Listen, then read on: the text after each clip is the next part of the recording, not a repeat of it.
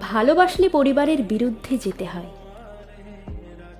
হ্যাঁ, ভালোবাসলে পরিবারের বিরুদ্ধে যেতে হয়। এটা স্বার্থপরতা নয়। যদি আপনার পরিবার নিজের সন্তানের মূল্য থেকে নিজেদের মান সম্মানকে বেশি মূল্যবান ভাবে, তবে দুঃখিত, আপনার পরিবারই উল্টে স্বার্থপর। নিজের জন্য বাঁচতে শিখুন, অন্যকে খুশি করার জন্য নয়। নইলে আজ থেকে 60 বছর পর একটি রুমে একা বসে ভাববেন, নিজের জন্য বাঁচলাম কই, সারাক্ষণ তো ভেবেই গেলাম লোকে কি ভাববে, পাড়া প্রতিবেশী কি বলবে। এই সম্মানের কি দাম আছে বলুন তো? কিছু নেই। কারণ দিন শেষে নিজের ভালোটা নিজেকেই বুঝতে হয়।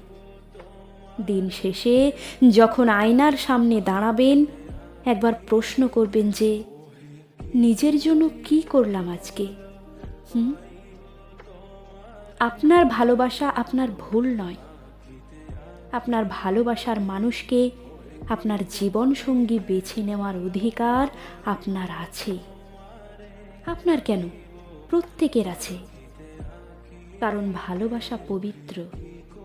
আমি সত্যিকারের ভালোবাসার কথা বলছি, যেখানে একে অপরকে কমিটমেন্ট দেওয়া রয়েছে, যেখানে একে অপরের সাথে সারাটা জীবন কাটানোর একটা অঙ্গীকার রয়েছে।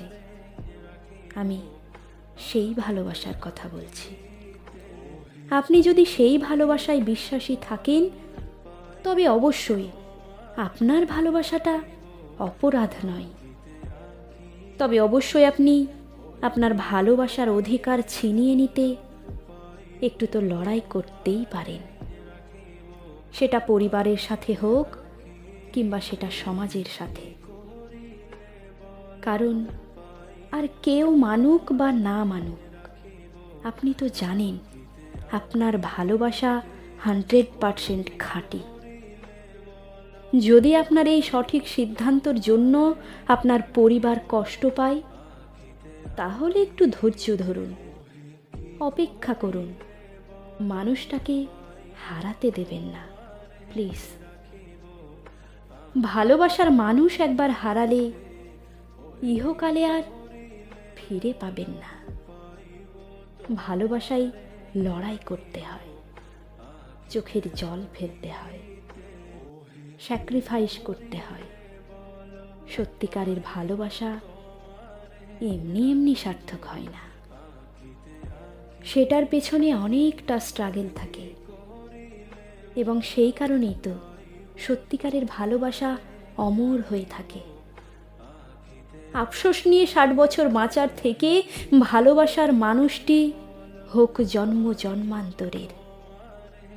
কথা দিয়ে কথা রাখতে পারলে ভালোবাসায় পূর্ণতা পায়।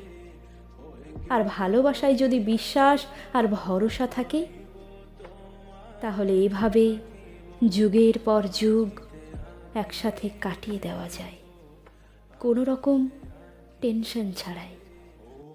শুধুমাত্র খুঁজে নিতে হবে আপনার সত্যিকারের ভালোবাসাকে। যদি ভরসা থাকে আপনার ভালোবাসায়, আপনার প্রিয় মানুষটির উপরে, তাহলে একটু ধৈর্য ধরুন, হাল ছাড়বেন না, প্লিজ, হাল ছাড়বেন না।